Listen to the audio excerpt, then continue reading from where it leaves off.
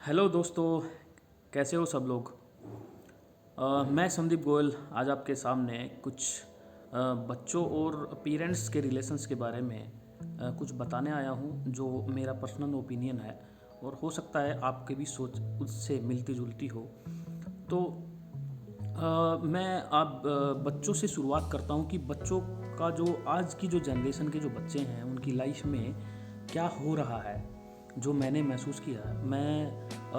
कुछ दिनों की पहले की बात है कि मैं एक स्कूल के कुछ बच्चों से मिला और मैंने उनसे कुछ सवाल किए। हाँ, जैसे उनके गांव का सरपंच कौन है, या उनके डिस्ट्रिक्ट का नाम क्या है, उनके स्टेट का सीएम कौन है, या देश का पीएम की बात कर लीजिए। तो उनको इन सब चीज़ों के बारे में क्वेश्चन पूछने से बड़ा हेजिटेशन हो रहा था और उनको इसके बारे में कुछ पता ही नहीं था। बच्चे लेकिन हो सकता है मैथ में, साइंस में, सब्जेक्ट में, या जो उनके जो रिलेटिव सब्जेक्ट्स हैं उनमें वो बहुत इंटेलिजेंट हो, लेकिन ये जो आसपास की जो चीज़ें हैं इनके बारे में बच्चों को कुछ भी नहीं पता। जो उनको फ्यूचर में जब वो बड़े होंगे तो उनको वो अक्सर प्रॉब्लम्स क्रिएट होती है। तो मेरा ये कहना है कि ये सब चीज़ें हमको बच्चों के अंदर में लेके आनी चाहिए। उनके अंदर में ये ज़रूरी नहीं कि उनको टीचर सुधार सके, ये अपने घर पे माँ बाप, बड़े भाई बहन, कोई भी उनके अंदर में ये चीज़ें सुधार के उनसे ऐसे चीज़ों को डिस्कस करके उनके अंदर में उस लेवल तक की मैच्योरिटी लेके आ सकते हैं। अब मैं कुछ उनकी पर्सनल एक्टिविटी जैसे खेल कूद हो गया। अक्सर आप लोगों ने देखा होगा कि आजकल के बच्चे गेमिंग में, फ़ोन में, इनमें लगे रहते हैं। पहले क्या होता था कि पहले बच्चे का जो फिज़िकल एक्सरसाइज थी बहुत ज़्यादा थी, बाहर खेलते थे, एक दूसरे के साथ इंटरेक्ट होते थे, आपस में डिस्कशन करते थे, तो उनका जो उस थॉट प्रोसेस है और जो मैच्योरिटी लेवल है वो बहुत बड़ा बन जाता था। धीरे धीरे उनको समझ आने लगती थी कि यस, हमको बाहर निकल के कैसे डिस्कशन करना चाहिए, कैसे नहीं करना चाहिए। तो एक और उनके अंदर में जब आपस में हम सारे दोस्त मिल के खेलते हैं, बाहर जब गेम में जाते हैं, तो एक अलग ही चीज़ों की जो डिसिप्लिन होता है, या फिर पेशेंस लेवल होता है, या फिर स्ट्रेस को झेलना, जब हम लोग गेम खेलते हैं, जब हम हारते हैं तो उसको कैसे झेलना है, तो बहुत कुछ चीज़ें हैं जो हम सीख जाते हैं खेलते खेलते। लेकिन आजकल के बच्चे गेम में इंटरेस्ट लेते नहीं हैं, मोबाइल में लगे रहते हैं, या गेमिंग साइट्स में रहते हैं, तो टीवी देखते रहते हैं। तो इनसे बच्चे का जो फिज़िकल एक्सरसाइज है वो बहुत कम होता जा रहा है, जिससे बच्चे जब बड़े होते हैं अगर थोड़ा सा भी स्ट्रेस आता है तो वो उसको झेल नहीं पाते। तो एक इस चीज़ में इम्प्रूव करने की ज़रूरत है कि बच्चों को ज़्यादा से ज़्यादा फिज़िकल एक्सरसाइज में या बाहर में एक्टिविटी में इन्वॉल्व होना चाहिए। दूसरा, मैं स्कूल में बात करना चाहूँगा कि ये जो स्कूल में जब बच्चे पढ़ते हैं, तो अभी तो मुझे महसूस नहीं हुआ कि जो बच्चों के अंदर में कंपटीशन होता है स्कूल में, जैसे क्लास में किसी में 60 बच्चे हों, किसी में 80 हों, किसी में 20 भी हैं, जो कंपटीशन लेवल होना चाहिए वो बहुत इम्पोर्टेंट रहता है। क्योंकि अगर क्लास में कंपटीशन होगा तो उससे बच्चे के अंदर में एक दूसरे को लेके जेलिसी क्रिएट होगी कि यस, मुझे इससे ज़्यादा मार्क्स लेने हैं, इस बच्चे को मुझे पीछे छोड़ना है, मैं इससे आगे निकल जाऊंगा। अगर इस टाइप का कंपटीशन अगर स्कूल में रहता है तो मुझे लगता है कहीं ना कहीं उस वो चीज़ बच्चे के अंदर में होती है, तो बच्चे के अंदर में बहुत इम्प्रूवमेंट होता है। दूसरा, क्वेश्चनिंग की बात कर रहा हूँ। जब हम लोग थे, जब हम लोग स्कूल में पढ़ते थे, तो हमारे जो टीचर थे वो हमको मारते किसके लिए थे कि आप सवाल क्यों नहीं पूछ रहे हो। उनके एक अक्सर स्टेटमेंट रहते हैं कि देखो, मैं आप लोगों को आज कुछ समझाने आया हूँ और मैं आपको 2 घंटे या 3 घंटे देता हूँ। आपका आपके मन में, आप लोग क्लास में हो, जितना आपस में डिस्कस करके मेरे से सवाल पूछ सकते हो पूछो। उसके बाद मैं सवाल पूछूंगा, अगर आपने जवाब नहीं दिया तो फिर आपकी पिटाई होगी। तो इस टाइप की इंटरेक्शन होते थे। तो उसमें क्या होता था कि हम बड़ा क्यूरियोसिटी से, बड़ा मन में लेके आपस में डिस्कस करते थे, बोलते थे कि अरे हम हमारी पिटाई होने वाली है। तो हम लोग जानबूझ के ऐसे ऐसे सिली क्वेश्चंस भी टीचरों के सामने पूछते थे, जो जो जिनका बाद में हमको पता चला कि कितने इंपॉर्टेंट हमारे लिए हैं।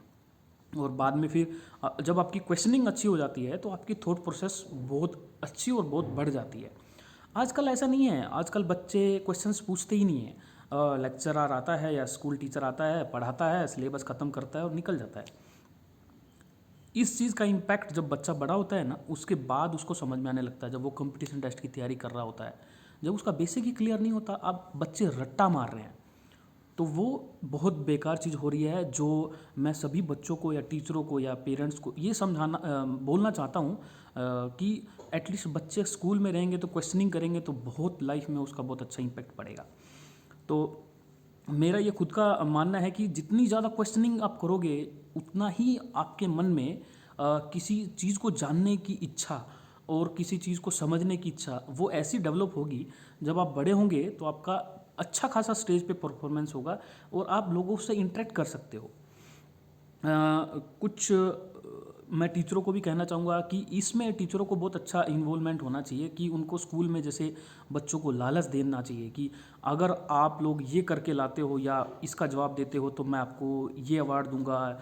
या टीचर को बोला बोला जाता है कि आप इस क्लास में अगर ऐसा करके देते हो तो मैं आपको ये अवार्ड मिलेगा। तो बच्चे जब शुरू में पढ़ाई करते हैं तो अगर उनके मन में किसी चीज़ को लेने का अगर लालच या ऐसा क्रिएट होता है तो बच्चा और ज़्यादा मेहनत करने की सोचता है कि यस मुझे ये चीज़ जीतना है। हमारे स्कूल में ऐसा कुछ अनाउंस हुआ है कि अगर ये हम लोग इस सब्जेक्ट में अच्छे मार्क्स लेते हैं या ये एक्टिविटी में इन्वॉल्व होते हैं तो हमको बड़ा कुछ सीखने को मिलेगा। तो मेरा ये कहना है कि ये चीज़ को क्लास में टीचरों को भी इम्प्लीमेंट करना चाहिए।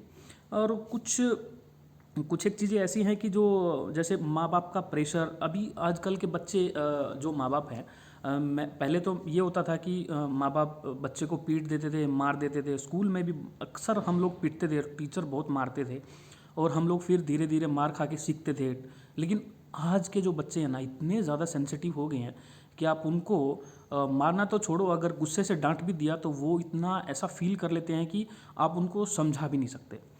तो मेरा कहना कैसा है कि हमको जैसे दिन पर दिन टाइम चेंज हो रहा है तो मुझे लगता है कि माँ बाप को भी बच्चे के हिसाब से अपनी लाइफ स्टाइल में चेंज करना चाहिए।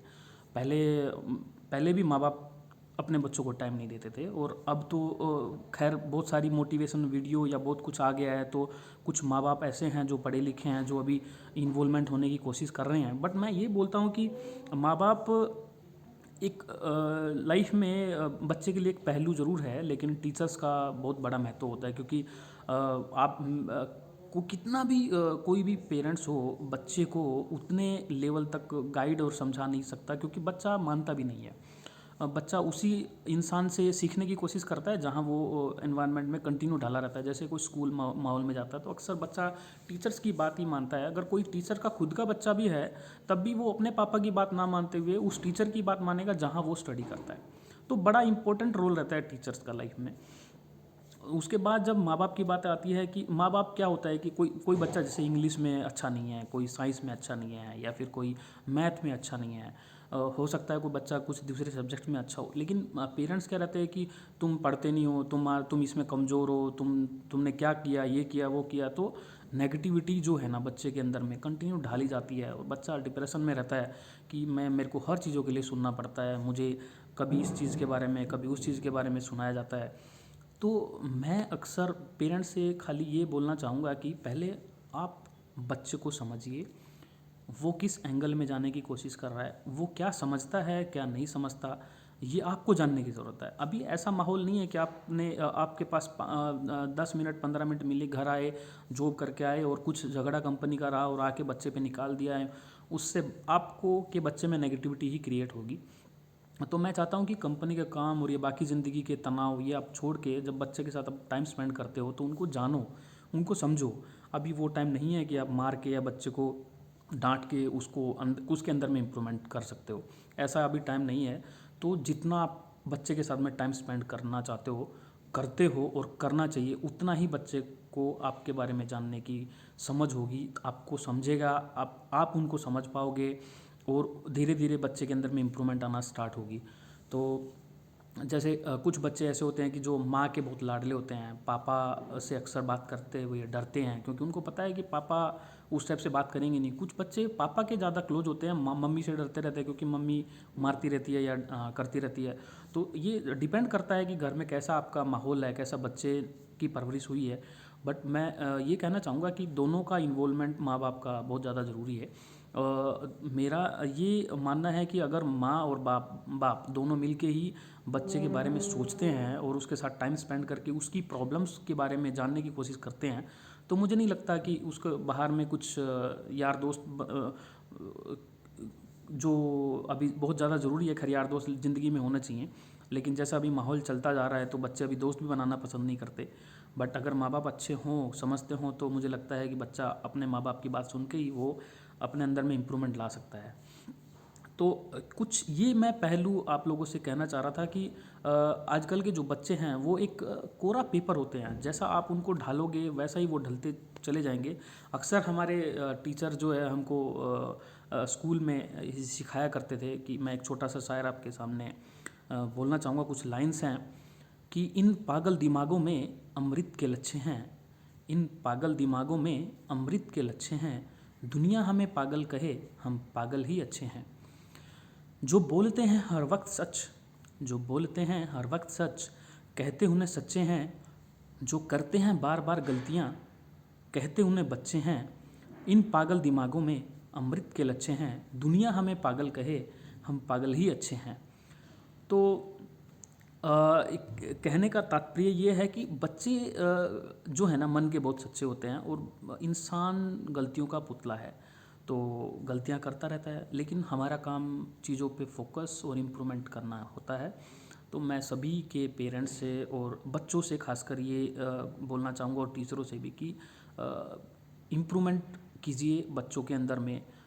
आने वाला यूथ ही हमारे देश को बचा सकता है, आगे लेके जा सकता है। आजकल नेगेटिविटी इस देश दुनिया में बहुत ज़्यादा है, बट मैं चाहूँगा कि हम थोड़ा सा बच्चों को मोटिवेट करें और उनको आगे बढ़ाने के लिए प्रोत्साहित करें। तो इसी के साथ मेरा ये वीडियो हो सकता है, अगर आपको अच्छा लगे तो आप लाइक करो, और हो सकता है तो आप जितना ज़्यादा पेरेंट्स को, बच्चों को या टीचर्स को उनको भेजो, ताकि कुछ अगर मैं कुछ लोगों को बता सकता हूँ या उनको समझा सकता हूँ तो लोगों को मेरे लिए बहुत अच्छा होगा कि एटलीस्ट मैंने किसी को तो कुछ समझाया। और मैं कोशिश कर रहा हूँ कि मैं ये ऐसे वीडियोज़, मोटिवेशनल वीडियोज़ मैं कंटिन्यू करूँगा लाइफ में, और आपके सामने लगातार आता रहूँगा। तो thanks to everyone for listening me, and please like and subscribe for my channel. Thank you everyone, thank you, bye bye.